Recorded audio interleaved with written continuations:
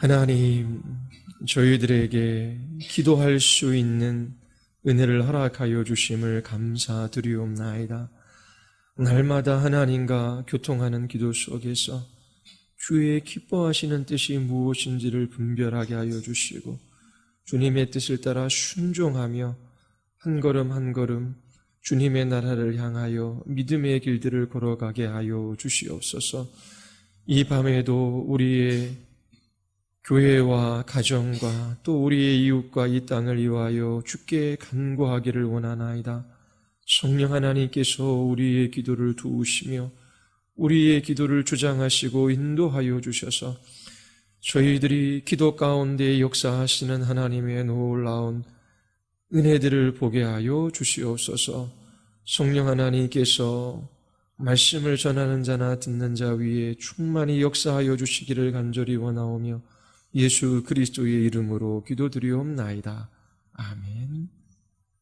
우리 하나님의 말씀 함께 읽겠습니다. 에베소서 6장 11절서부터 18절까지지요. 오늘은 성령 안에서 기도하라 라고 하는 제목으로 여러분들에게 설교하겠습니다. 에베소서 6장 11절서부터 18절까지 우리 한 목소리로 함께 읽겠습니다. 마귀의 관계를 능히 대적하기 위하여 하나님의 전신갑주를 입으라. 우리의 씨름은 혈과 육을 상대하는 것이 아니요 통치자들과 권세들과 이 어둠의 세상 주관자들과 하늘에 있는 악의 영들을 상대함이라. 그러므로 하나님의 전신갑주를 취하라. 이는 악한 날에 너희가 능히 대적하고 모든 일을 행한 후에 서기 위함이라.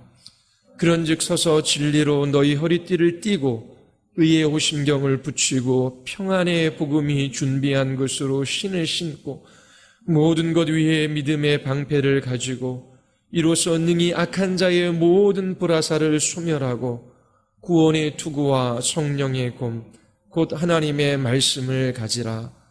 모든 기도와 간구를 하되 항상 성령 안에서 기도하고 이를 위하여 깨어 구하기를 항상 힘쓰며 여러 성도를 위하여 구하라. 아멘. 바울은 에베소 교회 성도들에게 마귀의 관계를 능히 대적하기 위하여 하나님의 전신갑주를 입으라 권면하고 있습니다. 우리가 살펴본 전신갑주의 각 부분은 하나님의 말씀과 관련이 있습니다. 모두 진리와 관계되어져 있지요. 성도들은 마귀의 관계를 대적하는 싸움을 싸웁니다. 그런데 이 싸움은 진리를 가지고 싸우는 싸움입니다. 그러므로 하나님의 말씀을 배우는 것이 너무나 중요합니다. 그러나 우리의 머리로 하나님의 말씀을 깨닫고 아는 것만으로는 충분하지 않습니다. 진리를 아는 것만으로 마귀의 공격으로부터 우리 자신을 지켜낼 수가 없습니다. 전신갑주를 취했다고 해서 이 진리의 말씀을 안다고 해서 마귀의 공격을 능히 방어해낼 수 있는 것이 아닙니다. 하나님과 교통하는 가운데 있지 않으면 이 전신갑주는 아무런 소용이 없습니다. 우리는 신약 성경에서 기도하시는 예수님의 모습을 종종 볼 수 있습니다. 예수님은 유대인들이 놀랄 정도로 놀라운 지식을 가지고 있었습니다. 그분의 가르침이 여타의 랍비들의 가르침과 달랐지요. 학문이 없는 사람 같은데 그의 입에서 나오는 말씀은 너무나 놀라웠습니다. 예수님께서는 이러한 지식을 가지고 있으셨지요. 그가 낮에는 사역하시고 밤 늦도록 기도하시는 장면을 우리는 신약 성경에서 볼 수 있습니다. 또는 새벽에 일어나 기도하셨지요. 이처럼 예수님은 하나님을 아는 지식이 있었습니다. 진리를 가지고 있으셨지요. 그분 자신이 진리셨어요. 그럼에도 불구하고 하나님과 교통하고 교제하는 그 시간을 중요하게 생각하셨습니다. 하나님 아버지와 교통하는 이 기도가 사역의 본질임을 아셨기 때문입니다. 예수님은 제자들에게 항상 기도하고 낭망하지 말 것을 가르쳐 주셨습니다. 때때로 기도하는 것이 아니라 항상 기도하라 말씀하셨지요. 기도가 우리의 매일매일의 삶의 한 부분이 되게 하라라고 하는 것입니다. 왜요? 기도하지 않으면, 하나님과 교통하는 기도가 없으면 그 말씀을 따라 거룩한 하나님의 백성의 삶을 살아갈 수 없기 때문입니다. 하나님이 주시는 그 사명을 따라 그리스도인의 삶을 살아갈 수 없기 때문이에요. 진리를 안다라고 하지만 그 진리의 능력을 경험하지 못하고 무기력한 삶을 살아갈 수밖에 없기 때문입니다. 여러분은 얼마나 기도하고 계십니까? 매일매일 밥을 먹는 것처럼 기도가 여러분들의 삶의 한 부분이 되었습니까? 기도가 여러분들의 삶에 어느 위치에 놓여져 있습니까? 저의 가족 이야기를 해서 죄송하지만 지금 어머니가 시골에 내려가셨어요. 새벽마다 손주들을 위해서도 기도하고 또 아들 목사를 위해 기도하신다라고 말씀하십니다. 저는 중고등학교 때에 어머니에 대한 기억이 몇 가지 없어요. 따뜻한 밥상을 차려놓고 함께 식사해 본 기억이 그렇게 많지가 않아요. 그런데 항상 새벽 4시면 일어나셔서 7시까지 기도한 건 제가 알아요. 그리고 어디가 아프다 그러면 새벽에 기도하러 갔다 오셨다가 꼭 이마나 아픈 부부의 손을 얹고 하나님 앞에 간절히 도움을 구하시던 그 차가운 손길, 아침 새벽에 다녀오셨습니다. 그 손길이 기억이 납니다. 밤 10시, 때로는 9시, 그래 늦게까지 일하시다 퇴근하시지요. 그러나 한 번도 새벽에 기도하는 것을, 쉬는 것을 본 적이 없습니다. 물론 그 신앙이 항상 한결같지는 않으신 적도 있으셨겠지요. 그러나 성령께서 기도를 시키신다라고 하는 그 말의 의미를 무엇인지 알고 계셔요. 버스를 타고 가다가도, 길거리를 걸어가다가도, 또 하나님 앞에 새벽에 무릎을 꿇고 기도하면서 이런저런 기도 제목으로 기도를 시작하다가 전혀 본인이 생각지도 않은 기도로 하나님께서 이끌어 가셔서 그 마음의 기도를 조성하시는 성령 하나님의 역사가 무엇인지를 아셨습니다. 기도하는 것 없이는 살 수 없으셨기에, 그만큼 인생이 팍팍하고 고단하셨기에 하나님만 의지할 수밖에 없었던 모양입니다. 기도하지 않으면 살 수 없기에 하나님 앞에 새벽마다 기도하고 주의 이름을 부르시던 그분의 모습이 기억이 납니다. 이처럼 고난이 있어야 사람들이 기도하지요. 그러나 고난이 있던 평안하던 항상 언제나 기도하라 주께서 말씀하십니다. 그만큼 이 기도가 우리의 삶에, 그리스도인의 삶의 본질적이기 때문에 주께서 제자들에게 명령하시는 겁니다. 진리를 깨닫고 아는 것은 너무나 중요해요. 때로 말씀에 대한 깨달음, 이해 없이 자신의 힘으로 열렬히 간절히 기도하는 것만큼 위험한 것이 없습니다. 그래서 쉽게 기도하십시오, 그렇게 이야기하지 못하는 지체들도 있어요.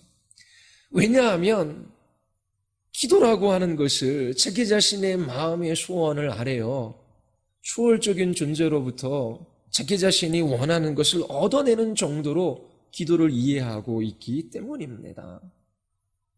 차라리 기도하지 않는 것이 낫지 열렬히 기도하는 것으로 인하여 오히려 더 문제가 되는 그런 모습들을 저는 여러 번 보았습니다. 그러나 분명히 말씀을 알아가는 것, 그것이 중요해요. 그리고 기도하는 것 또한 말씀을 알아가는 것만큼 분명히 중요합니다. 말씀을 깨닫는 것만큼 바르게 기도하고 하나님과 교통하는 그런 시간을 보낼 수가 있습니다. 이 말씀하신 분이 누구입니까? 하나님이지요. 말씀을 깨닫고 이해한다라고 하는 것은 하나님이 누구이시며 그분이 어떠한 일을 행했고 그분이 무엇을 약속하셨는지 그분의 뜻과 계획이 어디에 있는지를 아는 것이지요. 한마디로 말씀을 깨닫는 것은 하나님을 경험하는 것입니다. 하나님을 아는 거예요. 그런데 하나님은 알지 못한 채 여러 가지 성경 구절을 외우고 알고 있어서 부적처럼 사용하는 예도 있습니다. 제비뽑기 하듯 하나님의 말씀을 뽑아서 나에게 주신 말씀이다라고 그렇게 책갈피에 꽂아 그 말씀을 가지고 다닌 듯 그게 무슨 소용이 있겠습니까? 그 말씀이 무슨 말씀인지는 알지만 그 말씀을 하신 하나님이 누구인지를 잘 알지 못하기에 그 말씀을 부족처럼 사용하지 기도하는 자리에 좀처럼 나아가지 못합니다. 말씀을 깨닫는다라고 하는 것은 하나님과 인격적인 관계를 맺는 것과 관련되어져 있어요. 그래서 말씀을 깨닫고 하나님을 아는 것만큼 우리가 기도할 수 있는 거예요. 아무리 신학적 지식이 탁월하고 그리고 박사학위를 받았어도 머리로는 성경을 그 누구보다 잘 알고 있어도 그 사람이 기도하지 않는다라고 할 때는 그것은 참된 하나님을 아는 지식이 아닙니다. 기도하지 않는 사람은 하나님을 인격적으로 아는 것이 아니에요. 머리로만 알지 참으로 하나님을 아는 것이 아닙니다. 여러분들이 깨달은 말씀, 여러분들이 이해한 그 말씀이 여러분들을 기도의 자리로 이끌어 가지 않으면 참으로 깨닫고 그 말씀을 안 것이 아닙니다. 사단은 우리로 하여금 성경을 읽게 할 수도 있고 또 말씀을 배우는 자리로 나아가도록 그렇게 할 수 있어요. 그런데 말씀을 머리로만 알고 진실로 기도하지 못하도록 그렇게 만들어 교만한 삶을 살아가게 합니다. 아무리 하나님의 말씀을 많이 배워도 인격이 변화되지 않아요.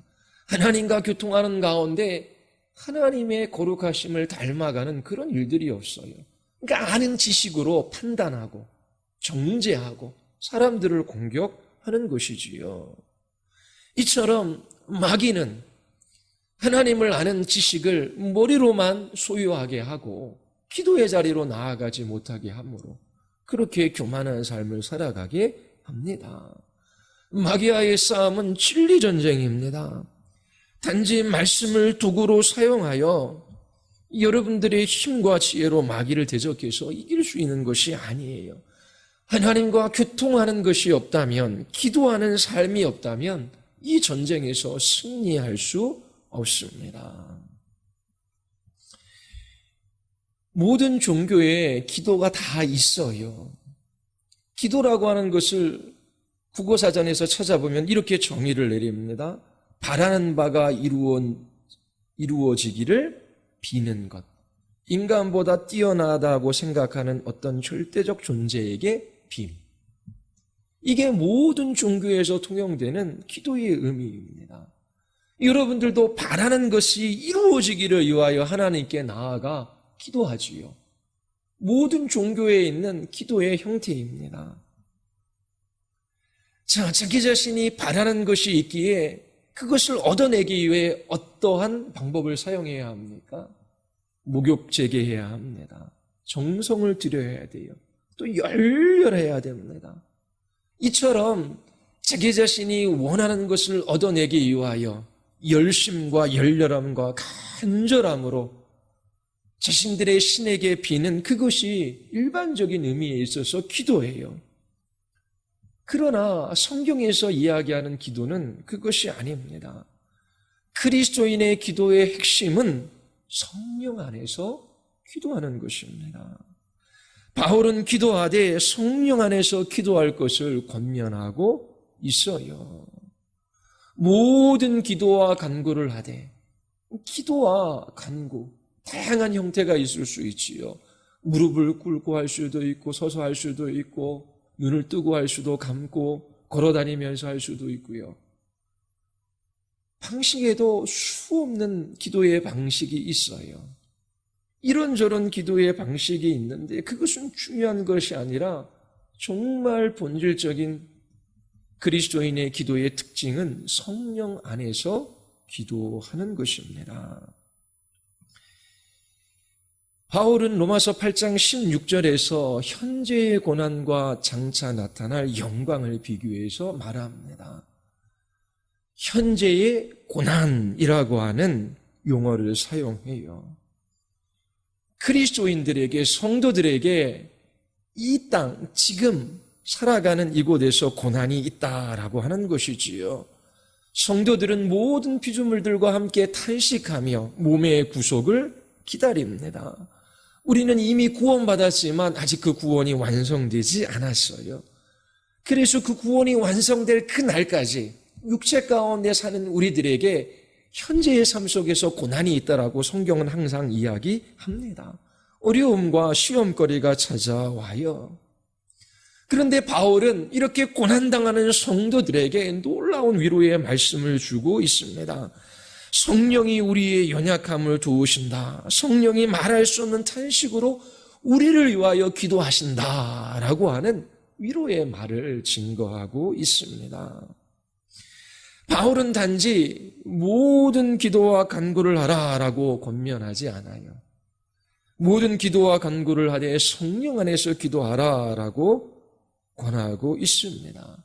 정말 중요한 것은 성령 안에서 기도하는 거예요. 참된 기도는 성령님 안에서 하는 것입니다.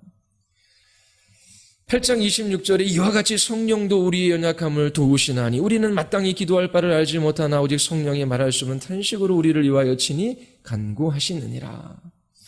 우리는 때때로 고난받는 이 삶의 현장 속에서 무엇을 어떻게 기도해야 할지 잘 모를 때가 있어요. 전에 이 말씀을 여러분들에게 한번 금요기도 때 설교한 적이 있습니다. 육체에 질병이 걸렸어요. 그러면 이 질병이 낫는 것이 하나님의 뜻인지, 아니면 이 질병을 끌어안고 인내하며 끝까지 믿음을 지키는 것이 하나님의 뜻인지 우리는 연약하기 때문에 잘 알지 못해요. 그래서 우리 안에 탄식이 흘러나오는 것이지요. 성령 하나님이 우리 안에서 역사하시는 그런 탄식입니다. 하나님, 저는 연약하기에, 하나님, 저는 무지하기에 이러한 고난 가운데 하나님의 뜻이 어디에 있는 줄을 저는 잘 모르겠습니다.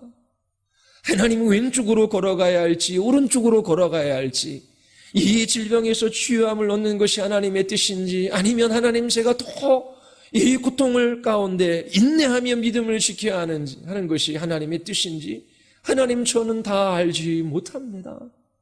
그러면서 어디로 가야 할지, 무엇을 위하여 기도할지 몰라 그 입술에 탄식이 흘러나와요. 성령께서 우리의 기도를 도우시지요. 어떻게 성령께서 도우십니까? 8장 15절과 로마서 16절을 보면 너희는 다시 무수하는 종의 영을 받지 아니하고 양자의 영을 받았으므로 우리가 아빠 아버지라 부르짖느니라. 성령이 친히 우리 영과 더불어 우리가 하나님의 자녀인 것을 증언하시나니. 성령께서 우리의 마음 깊은 곳에서부터 하나님을 향하여 아빠 아버지라 부르짖게 하십니다. 하나님을 향하여 하나님은 나의 아빠 나의 아버지이십니다. 누가 고백한 겁니까? 내가 고백한 거지요. 네 입술로 고백한 거예요. 그런데 성경은 이것을 누가 하게 한 것이라고 말하고 있어요? 성령께서 우리 영과 더불어 우리가 하나님의 자녀인 것을 증언하셔요. 우리는 무서워하는 종의 영을 받지 않았습니다. 양자의 영을 받았어요. 성령께서 우리의 마음 안에 하나님의 사랑을 부으셔서 그 사랑이 무엇인지를 깨닫게 하셔서 하나님을 향하여 아빠, 아버지라 부르짖게 하시는 것이지요. 성령께서 우리 안에 우리가 하나님의 자녀임을 확증시켜 주십니다. 이러한 확신은 우리의 기도를 활기 있게, 우리의 기도를 힘있게 하죠. 하나님, 이 육체의 질병 가운데 낫는 것이 아니면 하나님 낫기를 위하여 기도하는 것이 아니면 인내하는 것이 하나님의 뜻인지 저는 잘 알지 못해요. 그리고 그 마음속에 탄식이 흘러나옵니다. 그러나 그 마음속에 성령께서 확신을 줘요. 하나님, 이 육체의 질병도 하나님의 섭리 안에 있고 그 아들을 십자가에 내어주신 하나님, 나의 아버지이시고 나의 아빠 되어주셔서 자녀에게 가장 좋은 것을 주실 줄 저는 믿습니다. 이처럼 우리 안에 더욱더 하나님을 의지하고 그리고 우리 영혼을 힘있게 하고 우리의 연약함을 도우시는 성령 하나님의 인도하심으로 우리를 지속적으로 간절하게 기도하게 하시고 그 기도를 이끌어 가시는 것을 우리는 알 수 있습니다. 성령 안에서 기도하는 것은 성령 하나님의 도우심을 받는 기도예요. 두 번째, 성령께서 인도하시는 기도는 로마서 8장 20절에 보면은 마음을 살피시는 이가 성령의 생각을 하시나니 이는 성령이 하나님의 뜻대로 성도를 위하여 간구하심이라. 성령이 하나님의 뜻대로 성도를 위하여 간구하신다라고 기록하고 있습니다. 성령께서 하나님의 말씀과 상관없이 하나님의 말씀과 무관하게 우리를 이끄시지 않아요. 성령께서 하나님의 뜻을 따라 기도할 수 있도록 우리의 기도를 인도하십니다. 그런데 우리는 때때로 하나님의 뜻과 상관없이 기도할 수 있어요. 구하여도 받지 못하면 정욕으로 쓰려고 잘못 구하기 때문이라. 하나님의 뜻과 상관없이 자기 자신의 욕심을 따라 잘못 구할 수 있는 것이지요. 성령께서 인도하시는 기도가 아니에요. 성령 안에서 기도하는 것은 성령께서 인도하시는 기도예요. 어떻게 인도하십니까? 하나님의 말씀을 따라 기도하게 하십니다. 자, 그러면 어떻게 우리가 성령 안에서 기도할 수 있습니까? 성령 안에서 기도하는 것은 예외적이고 특별한 기도가 아니에요. 하나님께서 우리에게 성령 안에서 기도하라 명하셨지요. 이것은 그리스도인의 삶에 있어서 특별한 삶을 살아가라고 하는 것이 아닙니다. 그리스도인들은 일상적인 삶 속에서 성령 하나님의 인도하심을 따라 살아가요. 갈라디아서 5장 16절에 보면 내가 이르노니 너희는 성령을 따라 행하라. 그리고 로마서 8장 13절에 영으로서 몸의 행실을 죽여라. 고린도서 12장 3절에 성령이 아니고는 누구든지 예수를 주라 할 수 없느니라. 빌립보서 3장 3절에 하나님의 성령으로 봉사하며. 그리스도인들은 성령 안에서 행하는 사람이에요. 영으로서 몸의 행실을 죽이고 성령께서 예수의 주되심을 고백하게 하시고 성령 하나님 안에서 예배하며 성령 안에서 기도하는 그 사람이 그리스도인이에요.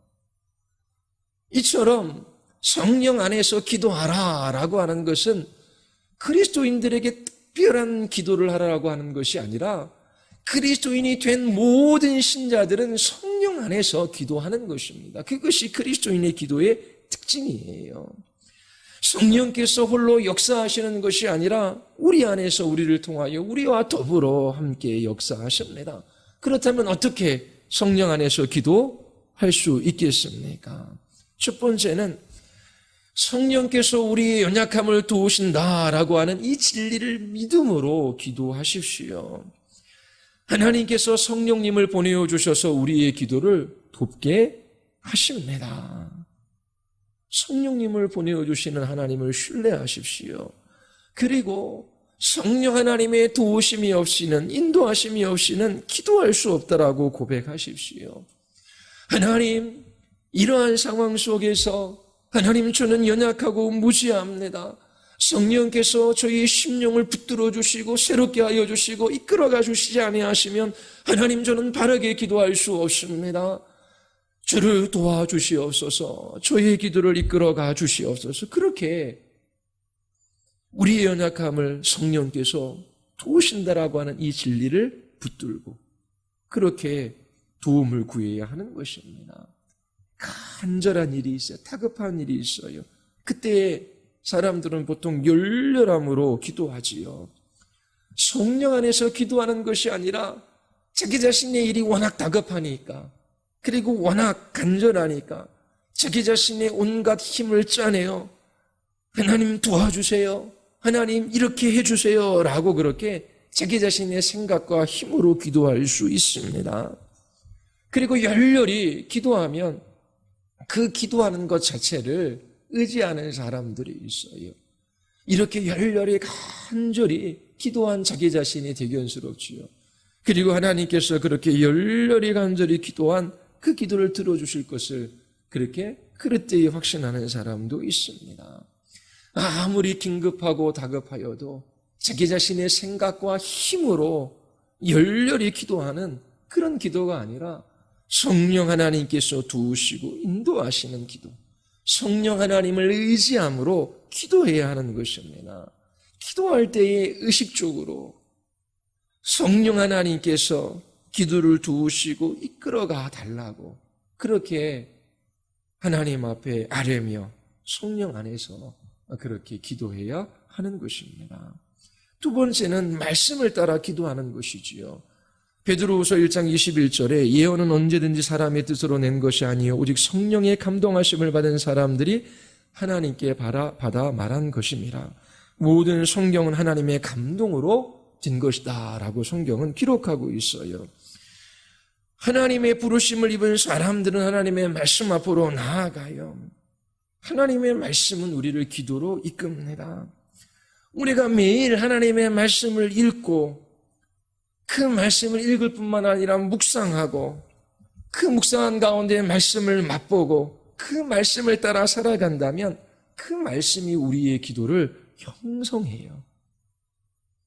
위급하고 다급한 이 문제를 해결해 달라고 그때만 기도하는 것이 아니라 성령께서 이 진리의 말씀을 가지고 우리의 마음 안에 기도를 형성하고 조성해가는 그런 것들이 무엇인지를 알아갈 수 있습니다. 이처럼 성령께서 말씀으로 우리의 기도를 형성하시고 말씀으로 우리의 기도를 인도해 가셔요. 하나님의 말씀을 따라 기도하십시오. 성령 안에서 기도하는 길입니다. 성령 하나님께서 우리의 기도를 인도해 가셔서 이 싸움에서 이기게 하시는 거예요. 여러분들에게 예전에 설교했던 사도행전 4장 23절부터 31절까지의 말씀을 기억하시지요.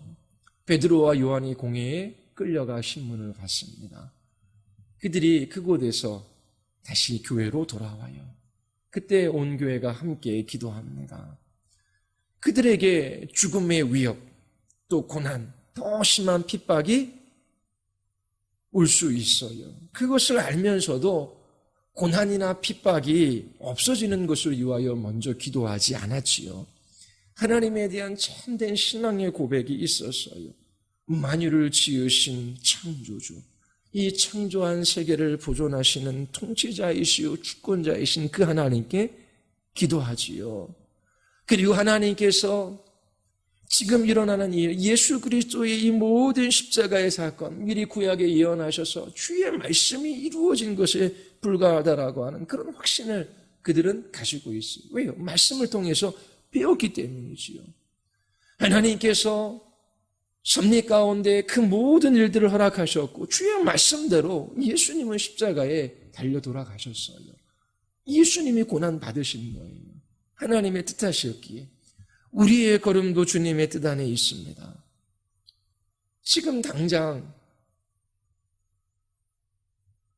교회를 공격하는 그런 권세자들의 핍박이나 그 고난이나 그런 어려운 문제들을 가지고 먼저 기도하지 않아요.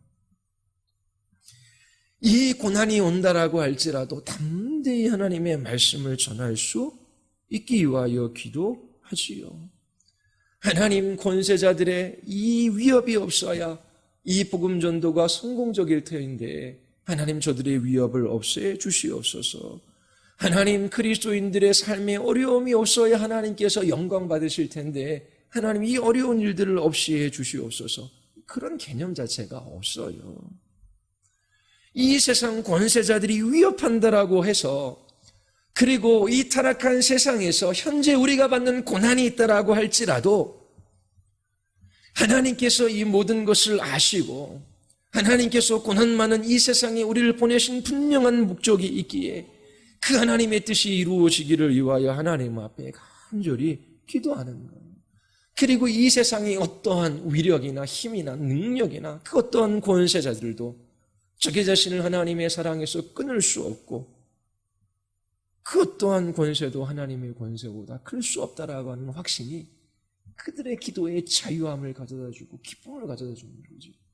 이처럼 주의 말씀을 따라 성령께서 그들의 마음에 그 기도를 조성하시고 그들의 기도를 이끌어 가시는 것입니다. 하나님, 어떤 혼란이 찾아온다라고 할지라도 이 모든 일 가운데 그리스도의 이름이 높아지기를 원합니다.